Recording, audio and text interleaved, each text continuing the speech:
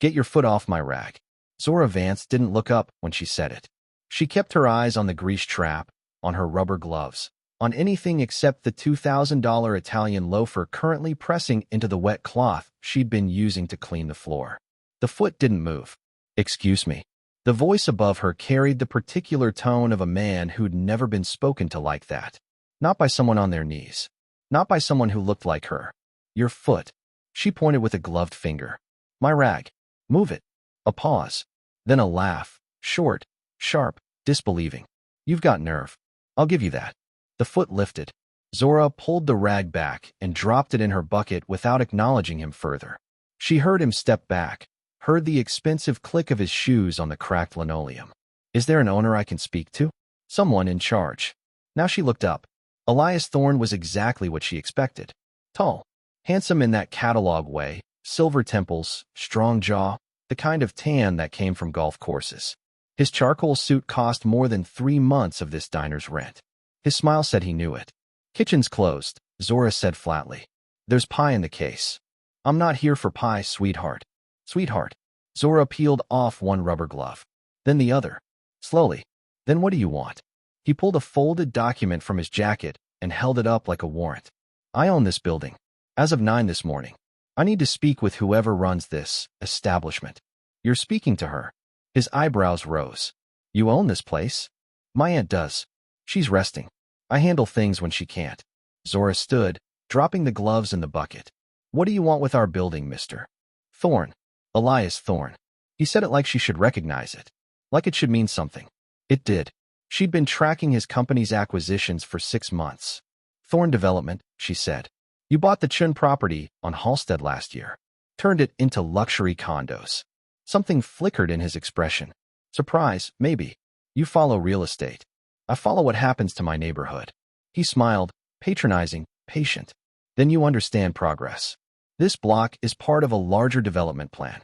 Mixed-use parking structure. Very efficient. The city's already approved the permits. There's a lease on this building. Paid through December. There's a clause in that lease. He stepped closer, close enough that she could smell his cologne. Structural compliance. This place fails every code on the books. The city will condemn it by Friday. Zora didn't step back. That inspection was scheduled for next month. Schedules change. I know people. I'm sure you do. The words hung between them. His smile thinned. Let me be direct with you, he said. I'm trying to be generous here. 72 hours to vacate. That's more than the city would give you. Generous. Zora let the word sit. You're kicking a 63-year-old woman out of the business she built from nothing, and you want credit for giving her 3 days to pack. I'm giving her an opportunity to exit with dignity. Dignity. Another word, held up for examination.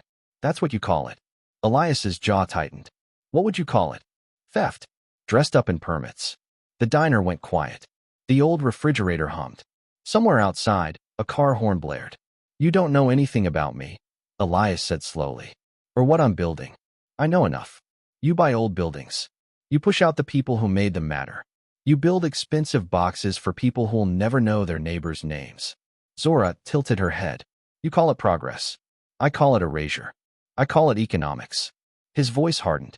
This place, he gestured at the water-stained ceiling, the duct-taped booths, is a money pit. Your aunt is bleeding cash every month. I'm doing her a favor. She didn't ask for your favor. She doesn't have a choice. They stared at each other. Something crackled in the air between them. Not attraction. Not yet.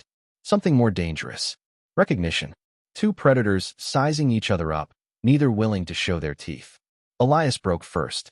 He reached into his wallet and pulled out a $100 bill, crisp and flat. He held it out to her. For your hard work. I know this isn't easy news. Zora looked at the bill. Looked at him. What is that supposed to be? A gesture. His smile returned, magnanimous. Buy yourself something nice. Take a class, maybe. Learn some skills with actual market value. He let the bill fall. It floated down and landed on the wet floor at her feet. The silence that followed was absolute. Zora bent down slowly, picked up the bill between 2 fingers, held it up to the light, examining it like evidence. You know what this tells me about you, Mr. Thorne? Enlighten me. You think money is a language everyone speaks. You think if you throw enough of it, people will say what you want to hear. She stepped toward him. He didn't step back, but something in his posture shifted. You've never met anyone who couldn't be bought. So you assume everyone has a price. Everyone does. No. She pressed the wet bill against his chest, leaving a damp mark on his expensive suit. Some of us have something worth more than your price. She held his gaze until he took the bill. His fingers brushed hers. Neither of them blinked. 72 hours, he said quietly. That's not a negotiation. Neither is this. Zora smiled for the first time, cold, calm, terrifying. You have no idea the value of what you're standing on. And you have no idea who you're trying to bury. Is that a threat? It's a promise. Elias studied her for a long moment. Something shifted behind his eyes. Uncertainty, maybe. The unfamiliar sensation of being outmatched. Then he laughed, shaking it off. You're interesting. I'll give you that. He tucked the 100 back into his pocket. But interesting doesn't pay the bills. I'll see you in 72 hours. The bell jingled as he left. Zora stood alone in the empty diner, her heart pounding, her face perfectly still. She pulled out her phone, typed 6 words to her assistant. Initiate acquisition of Thorne development debt. Outside, Elias Thorne climbed into his Mercedes, unsettled in a way he couldn't name. He didn't know that the woman in the stained apron owned more than he did. He didn't know she'd just declared war. He would. You want to run that by me again? Elias Thorne leaned back in his leather chair, phone pressed to his ear, watching the Chicago skyline through 40 feet of spotless glass. His corner office occupied the entire top floor of Thorne Tower, a monument to everything he'd built, everything he'd conquered. I said someone's buying our debt. His CFO's voice was tight, controlled, the voice of a man trying not to panic. Quietly, through shell companies. We didn't catch it until this morning. How much? 32 million so far. They're targeting the commercial paper specifically. The short-term stuff we used for the Southside acquisition. Elias's hand tightened on the phone. Who? We don't know. The purchases are routed through a Cayman holding company.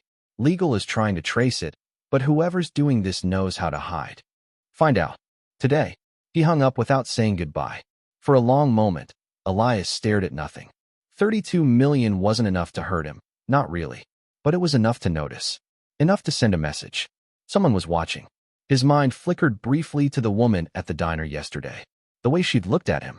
The way she'd pressed that wet bill against his chest like she was marking him. You have no idea who you're trying to bury. He shook it off. Ridiculous. She was nobody. A cleaning woman with a sharp tongue and an inflated sense of her own importance. The South Side was full of people like her. People who confused stubbornness with strength. His intercom buzzed. Mr. Thorne? There's a woman here to see you. She doesn't have an appointment, but she's insistent. Name. She says she's from Mama Ray's Skillet. Something about the eviction notice. Elias smiled slowly. So the cleaning woman had come to beg. Good. He enjoyed watching people realize they'd lost. Send her up. Zora stepped out of the elevator into a reception area that screamed money. White marble floors. Abstract art that cost more than houses. A secretary behind a desk that probably required a PhD to operate. Everything designed to make visitors feel small. Zora had designed spaces like this. She knew exactly what they were for. MS. The secretary looked up with practiced politeness. Vance. I'm here about a property on the South Side. Of course. Mr. Thorne is expecting you. The secretary's eyes flickered over Zora's outfit. The same practical clothes from yesterday, deliberately chosen. Right this way. The walk to his office was long. Another power play. Zora counted the steps, noted the security cameras, cataloged the art. A Basquiat near the window. A Kara Walker silhouette by the conference room. Black artists. Expensive ones. Interesting. The secretary opened a final door and stepped aside. Mr. Thorne will see you now. Zora walked in. He was standing by the window, backlit by the skyline, posed like a magazine cover. His suit today was navy blue, his smile already in place. The cleaning lady returns. He gestured to a chair across from his desk. Please. Sit. I'll stand. Suit yourself. He sat instead, leaning back, spreading his arms across the armrests. Claiming space. I assume you're here about the 72 hours. Let me save you some time. The answer is no. I'm here to negotiate. There's nothing to negotiate. The building is condemned. The permits are filed. Your aunt's little restaurant is already gone. She just doesn't know it yet. Zora didn't flinch. My aunt has been in that location for 17 years. She has relationships with the aldermen, the health department, half the church congregations on the south side. One phone call, and your permits get reviewed. Another phone call, and the Tribune runs a story about the big bad developer crushing a beloved community institution. Elias's smile thinned. Is that a threat? It's leverage. Something you understand. For a moment, neither spoke. Zora watched him recalculate, watched him realize she wasn't here to beg. What do you want? He asked finally. 30 days. A real timeline for my aunt to relocate her business properly. Help her find a new space at comparable rent. That's not how this works. Then let me tell you how it's going to work. Zora stepped closer to his desk. You give her 30 days, and I go away quietly. You don't, and I become the most expensive headache you've ever had. Elias laughed, genuinely this time. You're going to be my headache? He stood, circling his desk, stopping close enough to crowd her. Most people would step back. Zora held her ground. Do you know who I am? I've crushed unions. I've outlasted city councils. I've buried activists, journalists, and politicians who had a lot more ammunition than you. I'm not any of those things. No, you're a woman who scrubs grease traps. He said it slowly, savoring it. You're nobody. The word hung in the air. Zora smiled. It was not a kind smile. Let me make you a counteroffer, Elias said, his voice dropping. I'll give you 1 week. 7 days. But you're going to earn it. How? I have a board lunch tomorrow. Very important investors. I was going to use some overpriced caterer, but I think your aunt's cooking might actually impress them more. Authentic soul food. They'll eat it up, literally. Zora's eyes narrowed. You want us to cater your meeting. I want you to serve it. Personally. His smile sharpened. Call it a cultural experience. My investors love that stuff. Makes them feel like they're supporting the community while they write checks. He spread his hands. 1 lunch. 1 week. That's the deal. The humiliation was the point. Zora understood that immediately. He wanted to show her off like a trophy. The local color, the authentic struggle, the face of the neighborhood he was about to demolish. He wanted her on her knees again, just in a nicer room. And if I say no, then your aunt is out by Friday. He shrugged. Your choice. Zora held his gaze for a long moment. She thought about her aunt upstairs in the apartment, still weak from last week's spell. Thought about the regulars who depended on that diner, not just for food, but for community. Thought about what it would cost to swallow her pride. Then she thought about what it would cost him to underestimate her. Fine. Elias blinked. He'd expected more resistance. Fine. 1 lunch. 1 week. But I choose the menu. Deal. He extended his hand. Zora looked at it like he was offering her something dead. Then she took it. His grip was firm, confident. Hers was stronger. Tomorrow at noon, he said. Don't be late. She turned and walked toward the door. His voice stopped her halfway. I have to admit, I'm surprised. I thought you'd have more fight in you. Zora looked back over her shoulder. You haven't seen me fight yet, Mr. Thorne. She left. In the elevator, Zora pulled out her phone. Her real phone. The encrypted one her assistant didn't even know about. 3 messages waited. Acquisition proceeding. 40M secured. Target showing signs of concern. Board meeting scheduled for Thursday. Quorum confirmed. Legal team ready for phase 2 on your signal. Zora typed back. Hold position. Accelerate timeline. I want controlling interest by end of week. The elevator opened. She walked through the marble lobby, past the security guards, out into the Chicago wind. Tomorrow she would serve Elias Thorne's lunch. She would smile and nod and play the role he'd assigned her. And while he was busy congratulating himself on his clever humiliation, she would be counting the hours until she owned everything he had. 7 days, she thought. That's more than enough. Across town, in his empty office, Elias Thorne stood at his window and tried to shake the feeling that he'd just made a terrible mistake. The cleaning woman's smile stayed with him. He told himself it meant nothing. He was wrong. Who made this? The investor's fork stopped halfway to his mouth. He was staring at the plate like it had just revealed a secret. The caterer. Elias waved vaguely toward the serving station. Local place. Authentic South Side cuisine. This isn't catering. This is. The man took another bite of the smothered chicken, closed his eyes. This is my grandmother's kitchen. How did you find these people? Elias smiled, accepting credit he hadn't earned. I have my sources. From her position by the sideboard, Zora watched the room shift. 12 investors sat around the polished conference table, each one worth more than the entire block she was trying to save. They'd arrived expecting rubber chicken and small talk. Instead, they were experiencing Aunt Ray's recipes, perfected over 3 generations, served on plates that cost more than her monthly grocery bill. The cognitive dissonance was delicious. She moved quietly between them, refilling water glasses, clearing plates, invisible in her white server's jacket. Elias had insisted on the uniform. Another small humiliation. She'd accepted it without comment. Let him think he was winning. The collard greens, another investor said. There's something in them. What is that? Smoked turkey neck. Zora spoke before she could stop herself. Simmered for 4 hours with apple cider vinegar and a little brown sugar. My grandmother's technique. The table turned toward her. 12 pairs of eyes, suddenly focused. Elias frowned. Servers weren't supposed to speak unless spoken to. Your grandmother? The first investor leaned forward. Gray hair, kind eyes, a watch that cost more than most cars. She taught you to cook like this? She taught my aunt. My aunt taught me. Zora set down the water pitcher.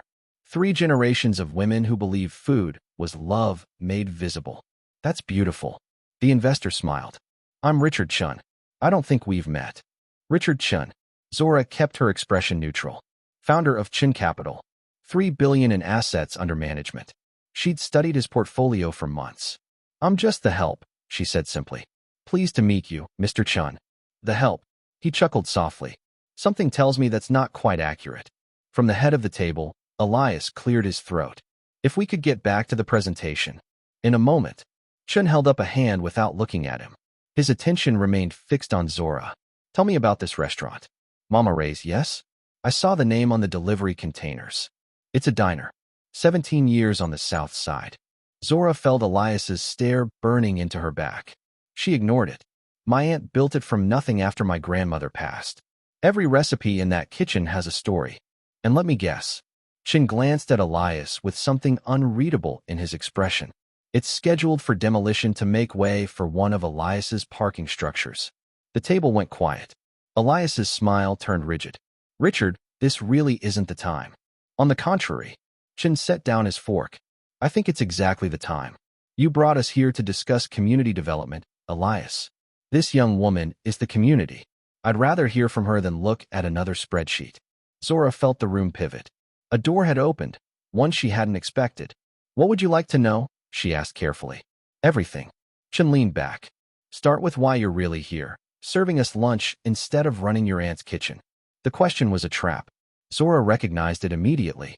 Chin wasn't naive. Men didn't build $3 billion empires by accident. He'd sensed something beneath the surface and was giving her a chance to reveal it. Or hang herself with it. She chose her words like steps across thin ice. Mr. Thorne offered a deal. 1 week's extension on our eviction in exchange for catering this lunch. She paused. I took it because a week can change everything. And what do you intend to do with that week? Find another way. Another way to what? To survive. She held his gaze. That's what people like us do, Mr. Chun. We find ways to survive what people like. She stopped herself. Glanced at Elias.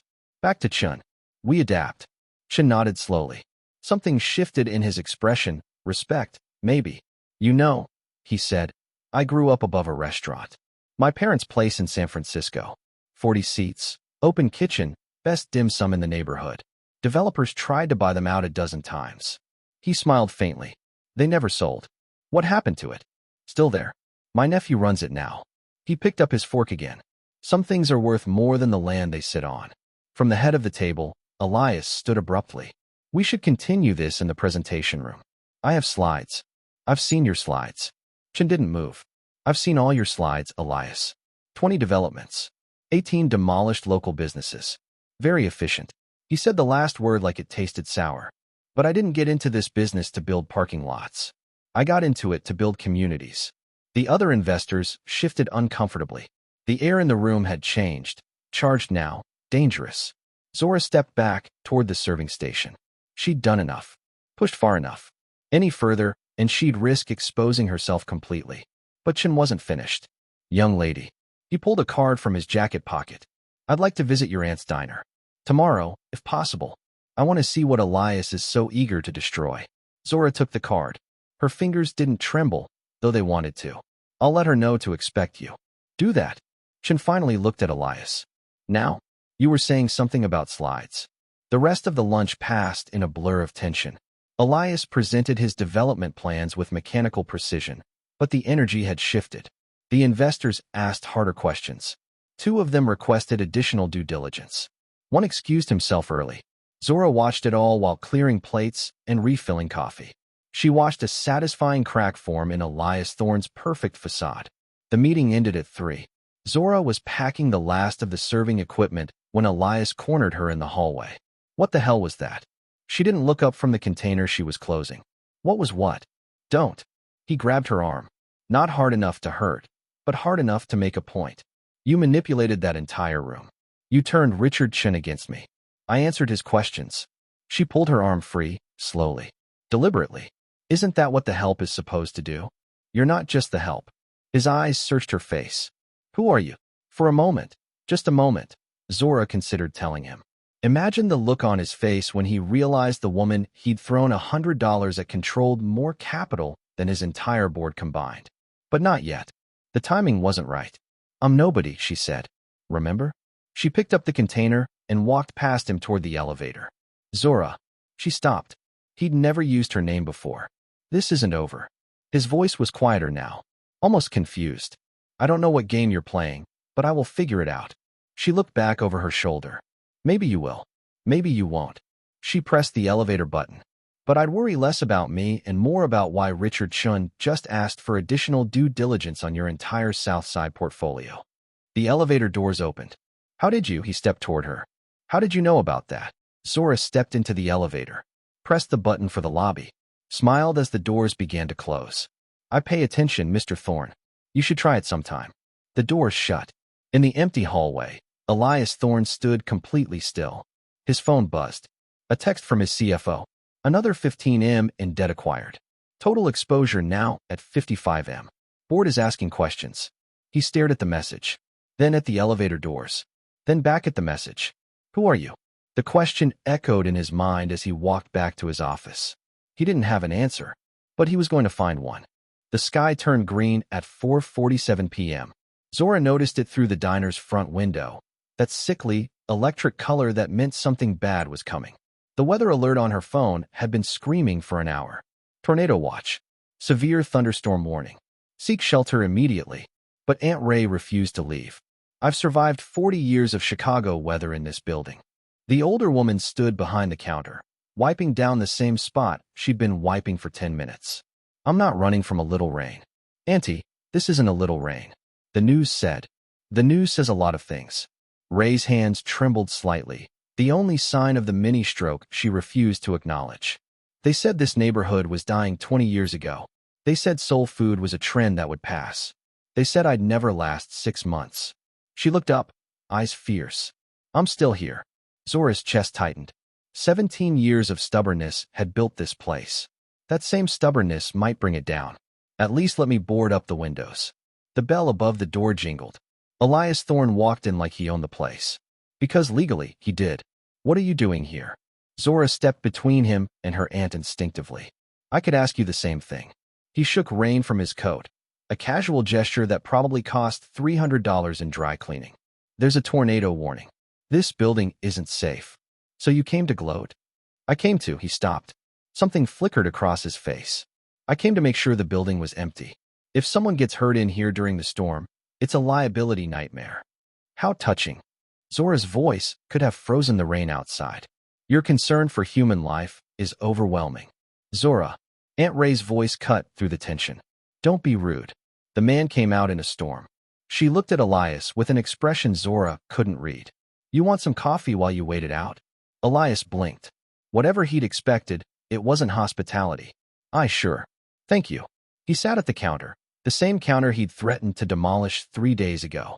Aunt Ray poured him a cup without comment. The silence stretched like taffy. Outside, the wind began to howl.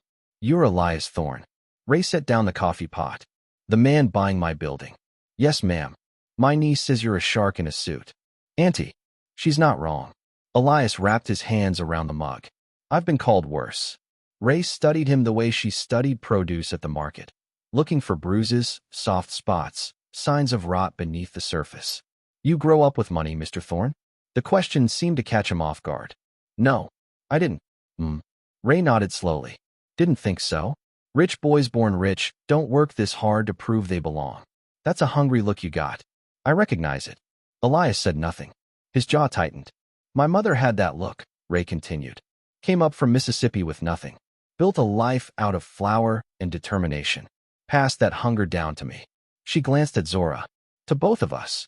Thunder cracked outside, close, violent. The lights flickered. The difference is, Ray said quietly, some hungry people build. Some just take. Elias met her eyes. Which one am I? That's not for me to say. Ray picked up her rag again. That's between you and whatever you pray to. The wind screamed. The windows rattled. And then, the sound was like a freight train mixed with breaking glass. Get down. Elias moved faster than Zora expected. He grabbed Aunt Ray and pulled her behind the counter just as the front window exploded inward. Glass and rain and debris filled the air. Something massive crashed through the ceiling. A tree branch, Zora realized later, torn from the oak outside. It was falling toward her aunt. She couldn't move fast enough, but Elias could. He threw himself over Ray's body, taking the impact across his shoulder and back. Wood splintered. He grunted, a sound of genuine pain. Blood appeared on his white shirt, spreading like a dark flower. Then silence. Just the rain pouring through the ruined roof. Auntie. Zora scrambled over debris. Auntie, are you okay? I'm fine, baby. Ray's voice shook but held. I'm fine. But this fool. Elias rolled off her, groaning. His shoulder was wrong somehow. Dislocated or broken, Zora couldn't tell. His suit was ruined. His blood mixed with rainwater on the floor. Mr. Thorne. Zora knelt beside him. Don't move. Wasn't planning on it. He laughed weakly, then winced. That's going to leave a mark. You're an idiot. Probably. He looked up at her through the rain falling from the broken ceiling. Is she okay? Your aunt. Zora stared at him. This man, this shark in a suit, this destroyer of neighborhoods, had just thrown himself in front of a falling tree for a woman he was trying to evict. She's fine. Zora's voice softened despite herself. Because of you. Good. He closed his eyes. That's good. The storm passed in 20 minutes. The damage would take months to repair. Zora called 911, but lines were jammed across the city. She called her assistant, arranged for private medical care. Then she sat with Elias in the ruined diner, pressing a dish towel against his shoulder wound while her aunt swept glass by candlelight. You didn't have to do that. Zora kept her voice low. Jump in front of her like that. I know. Then why? Elias was quiet for a long moment. Rain dripped through the ceiling. Somewhere distant, sirens wailed. My father owned a restaurant, he said finally. 40 years ago. Greek place in Lincoln Park. He built it himself. Every table, every chair. It was his whole life. Zora's hand stilled on his shoulder. What happened to it? Developer bought the building. My father couldn't afford the new rent. He lost everything. Elias's voice was flat, reciting facts. 6 months later, he had a heart attack. Died in the ambulance. The silence that followed was different. Heavy with understanding. Is that why you became a developer? I became a developer so I'd never be the one getting pushed out. He laughed bitterly. Somewhere along the way, I became the one doing the pushing. Funny how that works. Zora looked at him, really looked. Past the expensive suit, the arrogant smile, the fortress he'd built around himself. She saw the hungry boy underneath. The one still trying to save his father. You were going to cancel the eviction. It wasn't a question. Before the storm. That's why you came here. Elias met her eyes. I was going to try. Why? Because. He reached up, touched her hand where it pressed against his wound. His fingers were cold. Because you were right. About legacy. About value. He swallowed. About me only respecting power. Elias. I don't know who you really are, Zora. His grip tightened slightly. I know you're not just a cleaning woman. I know something bigger is happening. With my company. With Chun. With all of it. And I know you're involved somehow. Her heart stopped. Then started again. But right now, he continued, I don't care. Right now, I just want to know. If I wasn't the man trying to take your aunt's home. If we'd met differently. Would you have given me a chance? The question hung in the air. Rain fell. Candles flickered. Zora thought about her aunt. Alive because of him. Thought about his father's restaurant. Lost to the same machine Elias now operated. Thought about the man she'd planned to destroy. bleeding on the floor of the diner he'd tried to save. I don't know, she said honestly. That's not a no. It's not a yes either. He smiled, a real smile, pained but genuine. I'll take it. Across the street, a black SUV sat in the darkness. Inside, Zora's assistant watched through the shattered window. He typed a message on his phone. Phase 2 complete. He's emotionally compromised. Zora's phone buzzed in her pocket. She didn't check it. Some games were more complicated than winning. You're telling me we're saved? Elias stood at his office window, arm in a sling, watching the morning sun cut through Chicago's skyline. His CFO sat behind him, tablet in hand, looking like a man who'd just witnessed a miracle. The vulture came through. Marcus swiped through documents. They're buying our entire debt position. All of it. 73 million restructured into a 5-year note with favorable terms. It's unprecedented. The vulture. Elias turned slowly. That's what they're calling them. That's what everyone's calling them. Whoever runs this fund has been quietly acquiring distressed assets across the Midwest for 3 years. Never shows their face. Never takes meetings. Marcus shook his head. Until now. Why now? They requested a sit-down. Today, 10 a.m. Marcus checked his watch. In about 20 minutes. Elias's shoulder throbbed beneath the sling. 3 days since the storm. 3 days since he'd bled on the floor of Mama Ray's skillet. 3 days since Zora had pressed her hands against his wound and looked at him like he might actually be human. He hadn't stopped thinking about her. Fine. He straightened his tie with his good hand. Send them up when they arrive. And Marcus? Sir, find out everything you can about Zora Vance. The woman from the diner. Marcus frowned. The caterer? Just do it. The conference room had been designed to intimidate. 30-foot ceilings. A table carved from a single piece of reclaimed oak. Floor-to-ceiling windows that made visitors feel exposed, watched, small. Elias had closed 100 deals in this room, bent 100 opponents to his will. Today, he was the one waiting. The door opened at exactly 10 o'clock.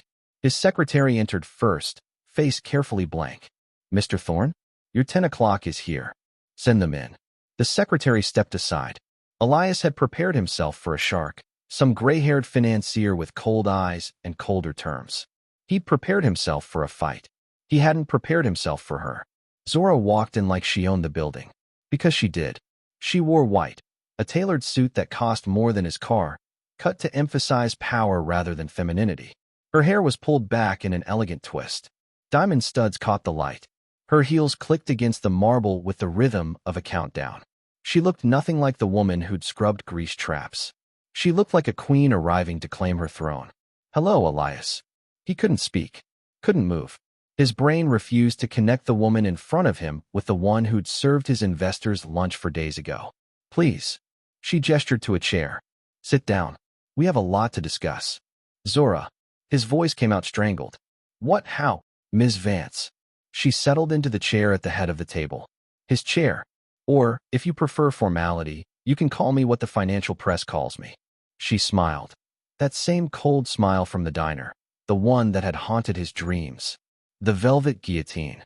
The name hit him like a physical blow. The Velvet Guillotine. The anonymous investor who'd dismantled 17 companies in 3 years. The fund manager Bloomberg called ruthlessly efficient. The woman whose identity had been the subject of Wall Street speculation for half a decade. That's not possible. And yet, she spread her hands. Here I am. Elias sank into a chair. His shoulder screamed in protest. He barely noticed. The debt acquisition. The shell companies. His mind raced backward, connecting dots he should have seen weeks ago. That was you. All of it. $73 million. Zora pulled a folder from her briefcase. Which means I now own the majority position in Thorne Development's commercial paper. I control your credit lines, your expansion funding, your operating capital. She slid the folder across the table. I control you. He didn't touch the folder. Couldn't stop staring at her face. Why? You know why. The diner. He laughed, a broken, disbelieving sound. You did all this for a diner? I did all this for my family. Her voice hardened. For my grandmother, who built something from nothing.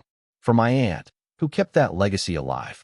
For every person in that neighborhood you were planning to bulldoze for a parking structure. I was going to cancel the eviction. After the storm. After the storm. Zora's eyes flashed. After you threw money at me like I was a beggar. After you called me the cleaning lady. After you explained basic economics to a woman who graduated top of her class from Wharton. She leaned forward. You were going to cancel the eviction after you realized I might be worth something. But what about before? What about all the people who don't have $73 million to fight back? Elias had no answer. That's what I thought. She stood, walked to the window he'd stood at 1,000 times. The city spread beneath her like a conquered kingdom. Here's what's going to happen. Her voice was businesslike now. Clinical. I'm dissolving your board. Your expansion projects are frozen pending review. The South Side development is canceled permanently. That land will be transferred to a community trust I'm establishing. You're destroying me. No. She turned to face him. I'm restructuring you. There's a difference. What difference? You're taking everything. I'm taking control. You get to keep your title, your salary, your precious corner office. She gestured at the room around them. You just don't get to make decisions anymore. Consider it supervision. Elias rose from his chair. His legs felt unsteady. The storm. His voice was quiet. When I saved your aunt. Was that part of your plan too? Something flickered in Zora's expression. A crack in the armor. No. But you used it. I use everything. She met his eyes. That's how people like me survive people like you. He stepped closer. Close enough to see the pulse jumping in her throat. Close enough to remember the way her hands had felt against his wound. Gentle despite everything. And what about what you said? In the diner, during the storm? Was that real? What did I say? You said you didn't know? Whether you'd give me a chance if we'd met differently. He searched her face. Was that true? Or was it just another move in your game? The silence stretched between them. It was true. Zora's voice dropped. That's the worst part. Then give me that chance now. Forget the money, the power, all of it. Have dinner with me. Just two people. No games. You still don't understand. She shook her head slowly. There's no version of this where we met differently. You chose to look at me and see a cleaning woman. You chose to throw money at my feet. You chose to mock everything I came from. She stepped back, creating distance. Those choices are who you are. People change. Do they? She picked up her briefcase. Or do they just get better at hiding? She walked toward the door. Zora. His voice cracked on her name. Please. She stopped. Didn't turn around. The board meeting is tomorrow at 9. Bring your resignation letter. A pause. And Elias? Don't make me use the rest of what I have on you. The EPA violations. The union bribes. The offshore accounts. She glanced back over her shoulder. I'm offering you a graceful exit. Take it. She left. The door closed behind her with a sound like a verdict. Elias stood alone in his conference room, surrounded by everything he'd built, watching it crumble. His phone buzzed. Marcus. Background check complete. Zora Vance. Founder, Vance Ventures. Net worth, $2.3 billion. Grandmother, Ruby Vance, founder of Mama Ray's Skillet. Known aliases, the Velvet Guillotine. He stared at the message until his vision blurred. Then he laughed. He laughed until the laughter turned to something else. The resignation letter sat on his desk for 3 hours. Elias stared at it. 2 paragraphs, 47 words, the death certificate of everything he'd spent 20 years building. His signature at the bottom looked like a wound. Outside his window, Chicago carried on without him. Traffic crawled. Sirens wailed. The sun set over the lake in shades of orange and gold, indifferent to the wreckage of his ambitions. His phone had been ringing all day. Board members, lawyers, journalists who'd somehow caught wind of the story. He'd ignored them all. There was only one person he wanted to talk to. She wasn't calling. The board meeting lasted 11 minutes. Zora sat at the head of the table, his table, flanked by lawyers whose hourly rates exceeded most people's monthly salaries. The remaining board members watched in stunned silence as she outlined the restructuring plan. Mr. Thorne will retain his position as CEO in an advisory capacity. Her voice carried no emotion. Day-to-day operations will be overseen by a management committee I'm appointing. All major decisions require my approval. This is a coup. Gerald Morrison, the longest-serving board member, sputtered from his seat. You can't just. I can. Zora slid a document across the table. Section 4.7 of your corporate bylaws. Majority debt holder has emergency restructuring authority in cases of imminent default. Your company was 72 hours from bankruptcy, Gerald. I'm not staging a coup. I'm performing a rescue. A rescue that puts you in complete control. Would you prefer the alternative? She smiled pleasantly. I have the SEC filings right here. The EPA violations. The falsified safety inspections. She tapped her folder. Shall I continue? Gerald went pale. The other board members found sudden interest in their coffee cups. I thought not. Zora stood. The transition begins immediately. Mr. Thorne. Elias rose from his chair at the far end of the table. The walk toward her felt like a funeral march. Your resignation letter? He handed it to her. Their fingers brushed. Neither acknowledged it. Thank you for your service to this company. Her voice was formal, distant, the voice of a stranger. Your expertise will be valued in your new advisory role. Zora. Ms. Vance. The correction was gentle but firm. We're in a professional setting. He swallowed his pride. It tasted like ash. Ms. Vance. May I speak with you privately? The board members exchanged glances. Zora's expression remained unreadable. 5 minutes. She turned to her lawyers. Clear the room. They stood alone in the conference room where he'd built his empire. Say what you need to say. Zora crossed her arms. I have meetings. I'm not here to beg. Elias moved closer. I'm not here to negotiate. I just need you to answer one question honestly. What question? Did any of it matter to you? His voice cracked slightly. The storm. The diner. When you held my hand and told me you didn't know. Was any of it real? Or was I just a mark from the beginning? Zora was quiet for a long moment. The afternoon light caught her face, softening the sharp edges of her armor. You want honesty? Please. The night of the storm, when you threw yourself in front of that branch for my aunt, she paused. Something shifted behind her eyes. That was the first time I saw you as a person. Not a target. Not an obstacle. A person. And it made everything harder. She looked away. I'd spent 6 months planning your destruction, studying your weaknesses, building the perfect trap. Then you went and bled for a woman you were trying to evict, and suddenly you weren't a villain anymore. You were just broken, like me. Elias stepped closer. Then why go through with it? Why not? Because broken isn't the same as blameless. Her voice hardened. You still did what you did. Hundreds of families displaced. Dozens of businesses destroyed. You can't save one old woman and erase all of that. I know. He reached for her hand. She let him take it. I know I can't undo it. But I can do better. Starting now. Starting with you. Elias. Have dinner with me. He held her hand like it was the only thing keeping him anchored to the earth. One dinner. No lawyers. No games. Just 2 people trying to figure out if there's something worth saving here. Zora looked at their intertwined fingers. Her thumb traced across his knuckles. Unconscious. Tender. Then she pulled away. That's the tragedy of this, Elias. Her voice was soft. Sad. There might have been something worth saving. If we'd met differently. If you'd seen me before you knew what I could do to you. I see you now. No. She shook her head slowly. You see the woman who beat you. The billionaire. The velvet guillotine. You're attracted to power because power is all you understand. She stepped back. But I'm also the woman who scrubbed your floor. The woman you threw $100 at like she was nothing. And you didn't see her at all. That's not fair. None of this is fair. She picked up her briefcase. That's the point. She walked to the door. Stopped with her hand on the handle. I'm going to do something good with your company, Elias. I'm going to build affordable housing instead of luxury condos. Community centers instead of parking structures. I'm going to prove that money can heal instead of destroy. She looked back at him one final time. You're welcome to help. As an advisor. As a colleague. But not as anything else.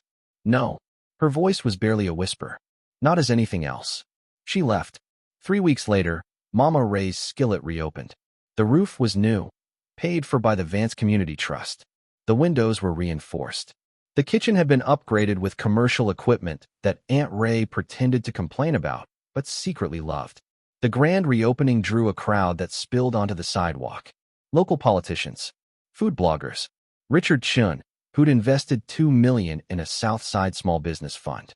Neighbors who remembered when the diner was the only place that would feed them on credit during hard times. Zora watched from behind the counter, serving plates like she had as a teenager. No designer suit today. No diamonds. Just an apron and the smell of her grandmother's recipes filling the air. She was happy. Almost. The bell above the door jingled at 7:47 p.m. Elias walked in alone. He wasn't wearing a suit. Just a simple button-down, sleeves rolled to the elbows. His arm was out of the sling now, though he still moved it carefully. He looked smaller somehow, more human. The room went quiet. Everyone knew who he was, what he'd tried to do. Zora set down the plate she was holding. Kitchen's about to close. Her voice carried no malice, no triumph, just exhaustion. But there's pie in the case if you want a slice. The echo of their first meeting hung in the air. Elias smiled sadly. I'll take whatever you're willing to give me. He sat at the counter. She poured him coffee without asking. Their fingers didn't touch. You came. I had to see it. He looked around the rebuilt diner. What you saved. What we saved. She corrected him quietly. Your insurance claim paid for half the repairs. I saw the paperwork. It was the least I could do. They sat in silence. Around them, the diner buzzed with life. Laughter, conversation, the clatter of forks against plates. Everything he'd almost destroyed, thriving in spite of him. I meant what I said. Elias stared into his coffee. About wanting to do better. I know. I've been meeting with your community trust people. They have ideas. Good ones. He glanced at her. They hate me, but they're letting me help. Give it time. How much time? Zora didn't answer. She was watching something across the room. A man in a leather jacket, laughing with Aunt Ray. Handsome, kind-looking, comfortable in a way Elias had never been. Who's that? David. Zora's voice softened. He runs the community center on Halstead. We've been talking. The word landed like a blow. Elias nodded slowly. Set down his coffee cup. Left a 50 on the counter. Not as an insult this time, just a tip. I should go. Elias. She caught his wrist as he stood. For what it's worth, I believe you want to change. I really do. But I can't be the one to help you do it. Her eyes glistened. Every time I look at you, I see two people. The man who saved my aunt, and the man who threw money at my feet. She released his wrist. I can't love someone I'm still trying to forgive. He stood there for a long moment. The diner carried on around them, life continuing, indifferent to his grief. Goodbye, Zora. Goodbye, Elias. He walked out into the Chicago night. The months that followed were quiet. Elias worked with the community trust, showed up to meetings, listened more than he spoke. Slowly, painfully, he learned to see the neighborhoods he'd once viewed as obstacles. He never rebuilt his empire. Never wanted to. Some nights, when the loneliness got too heavy, he'd drive past Mama Ray's skillet, watch the warm lights spilling from the windows, see Zora laughing with customers, with David, with the life she'd built without him. He never went in. Some doors, once closed, stay closed forever. But every year, on the anniversary of the storm, an anonymous donation arrived at the Vance Community Trust. Always the same amount, $73 million. And every year, Zora would stand at her office window, read the attached note, just 3 words, always the same, and allow herself to wonder what might have been. I see you. She never responded. But she never threw the notes away either.